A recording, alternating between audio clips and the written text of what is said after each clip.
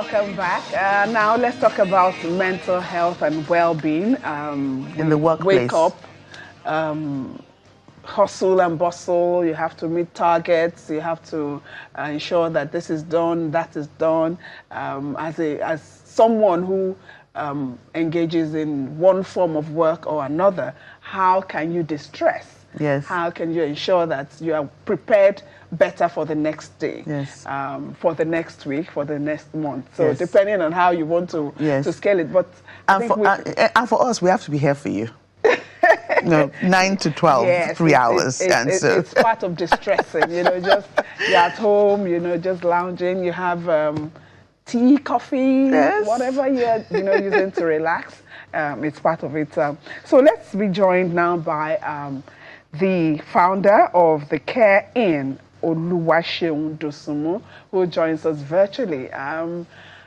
Is it cold? Yes, I see it's cold on your side. Good to see you. Yeah, thank you for having me. To be frank, the weather is really cold. Yes. And I would say that I'm really excited to join this conversation because it's, focusing heavily on well-being. And this is, a conversation that is global. So having this conversation at this time is quite essential. Thank you for having me. Oh, you're welcome. Now, let's talk about, we want to narrow this discussion down to workers. Everyone who's got a 9-to-5, a business to run, a market to sell, whatever you do as a worker, how do you distress? Yes, in the course of, you're working, you find out that in meeting targets, you want to stress yourself, you want to overstretch yourself. But how then do you ensure that the other part of your life, which is your health, is also optimum? So first of all, I know the word distress is not something a lot of Nigerians embrace because we assume we're built to be resilient. And that is even causing us, more physical stress and, in fact, mental stress. For workers who, have to drive to work, have to do their regular jobs, work from 8 to 5 or 8 to 6, and then head back home, to, be in the traffic for 2 hours. I mean, you have to be intentional about distressing. You have to create plans to ensure that you're distressing efficiently, so you don't break down. So one of the ways that I usually encourage people to rest is to take spa treats. I'm a massage advocate, and I know that massage does really help in terms of distressing. It helps in managing stress. For those who can afford it, I would recommend, depending on your schedule, and your lifestyle, to, adopt massage sessions or spa treats generally as a way of distressing. For some other people, it will require that you need to start speaking up, talking to people about how you're feeling. And in this context, it means offloading what you've got on your chest, offloading, those heavy thoughts that are weighing you down and really causing you a lot of mental stress. For some people, they even struggle to get quality sleep, which is not really good for the overall well-being. So I would encourage, if you can, if you have trusted sources around, you can leverage on offloading and having those deep conversations that you really will not have with your boss or your colleagues at work. But I mean, if you can pick up that phone and ring someone and just offload, I mean, that can help you in distressing and decluttering those thoughts that are quite heavy on your mind. I also believe that, if you want to distress, you also need to, like I said, be intentional. You need to know when work is over and when it is time for rest. So when it's time for rest, I mean, this is not the time where you scroll through, Twitter, Facebook, Instagram for all the conversations that may not really concern you. You need to reduce your number of hours, reduce your number of, you know, interaction on social media, because this can cause you to be highly aware and alert. But then if you're resting, you don't need to be at top of such level. You need to distress. So I'd encourage people to clearly have plans for rest, which is includes sleep, going for spa sessions, taking breaks when necessary. If you feel like, this workload is too much, you could just ask for a break, to just clear your mind and also relax. With this, nowadays, now we've moved to a state where COVID has taught us that you don't always have to be in the office to get the work done. So a lot of companies have shifted to virtual work environments. But with that also comes the consequence of not being able to balance when you're working and where you're at home. And you just touched on it, never truly entering into the state of rest, because you're always, once you're at home, you've not really clearly defined that boundary that I'm at work and now I'm at home. How do we define that boundary, and how do we ensure that we stick to it? Again, we've come to realize that, times can evolve and transform how we work, and our settings can actually change per time. Our new reality is that we are, merging working from the office and working from home. However, because we're talking about distressing and doing it the right way. I believe that, when you are working, you have a certain hour, for instance, 8 to 5. And once you are done at 5, you need to shut down your system. Try as much as possible not to allow the work linger into your rest time. If it does, that means you're on the end losing hours of rest, which might cause you more stress, might cause you, aside from the sitting posture, which is also like a physical challenge that you might be battling with due to sitting for too long or being in a sedentary position. So you might also need to consider that, the earlier you shut down, that's finish work, and, take your break or go into your rest mode, the better for you. I also feel that aside from being intentional, again, like I said, you have to also, have clear strategies as to how to continue to define what work duties are and what home duties are. So if you are able to have that understanding that, I'm not having work conversations during my rest time, and I'm not talking rest while I'm at work. It helps you, have that understanding of what to do when you're, in either work mode or rest mode. Right, right. But that's in an ideal environment. We're talking about ideals now.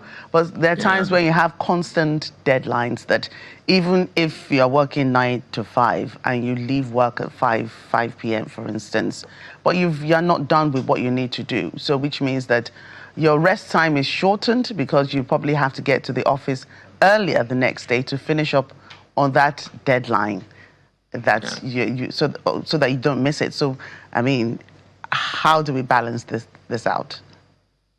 So it's not going to be like a one-way solution for all, and every situation will never be the same.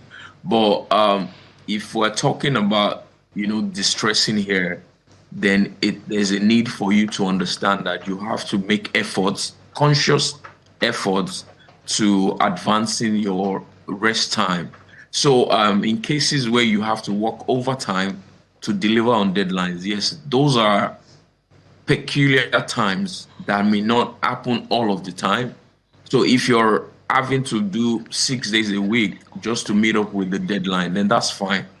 But you know that once you're done, you need to actually take a break and rest properly, if you understand what I mean.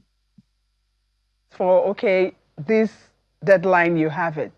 Now, let's talk about the one that between healthy ambitions that you have and some, unrealistic ambitions that can put you under immense pressure.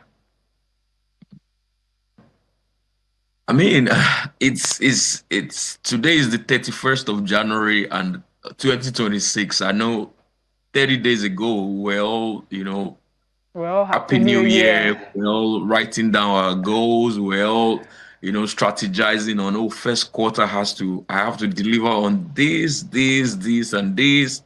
And fast forward, this is the 31st day of January. I'm sure some of us have not ticked off all of the things we wrote down.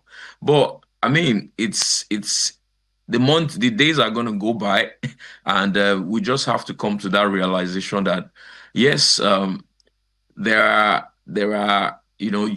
that ambitious side of us who wants to get things done. However, we also need to know that if we fail at meeting a deadline, we can always reschedule, we can always rearrange things as long as it's not life-threatening. So we need to like have that understanding, and empathy for ourselves to say, if I don't meet my deadline as per personal development at this time, then it's fine. The one that is toxic, that causes you not to have that overstresses you or causes you physical pain or puts you in positions where you're not having enough family time.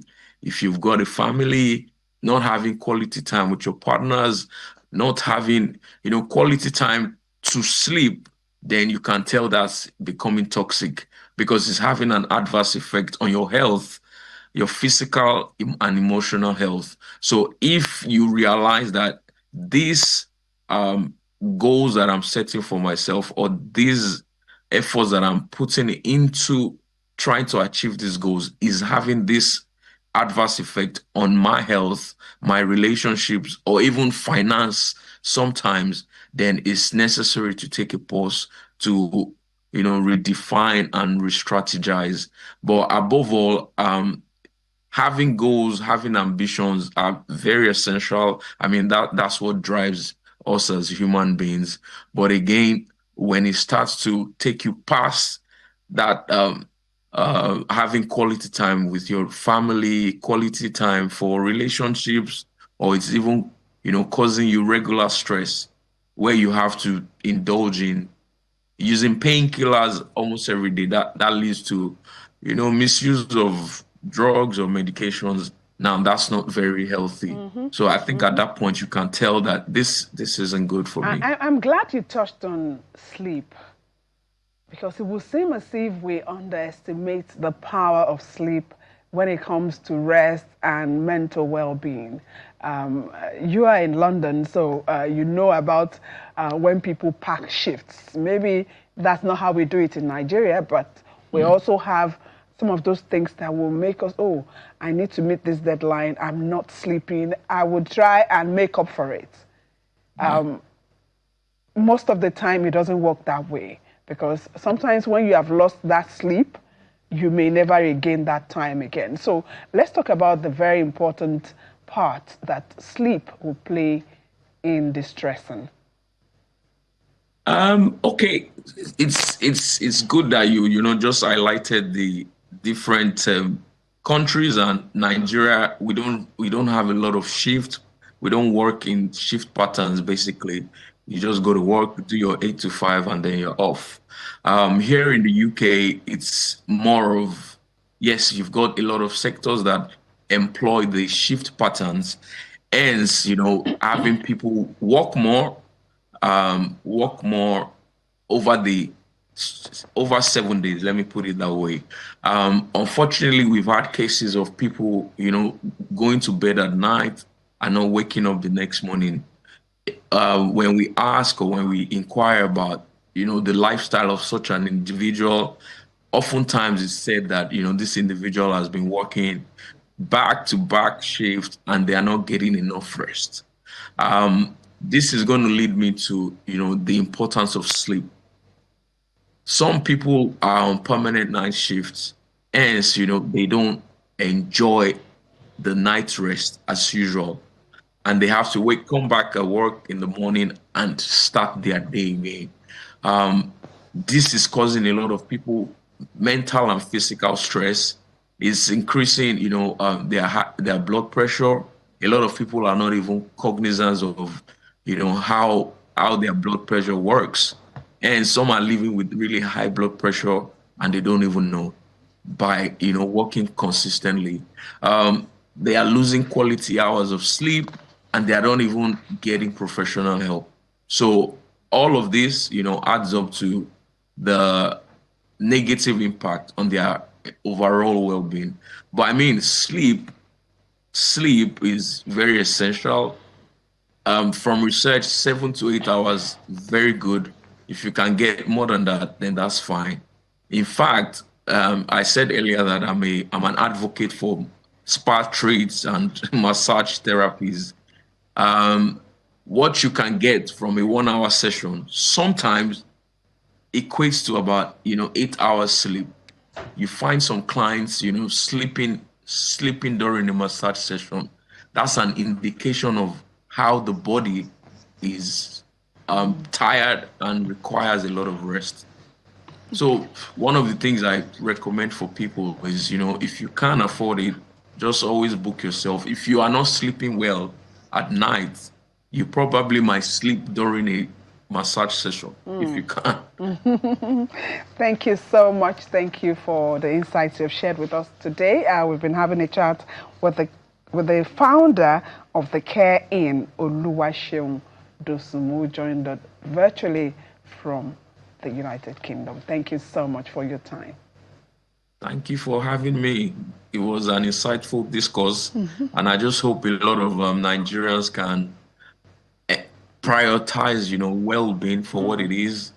I know the country is not the way it should be in terms of economic situation, but I mean, we still need to prioritize rest and prioritize our well-being. Yes, right. Because you need to stay alive and healthy to be able to, work at any time. Thank you so much for your time again. Thank you, and bye. Bye-bye. Okay, so part of distressing is what we'll be doing next. Yes. Our guest is here to help you relax. Don't miss out on it. Please stay with us.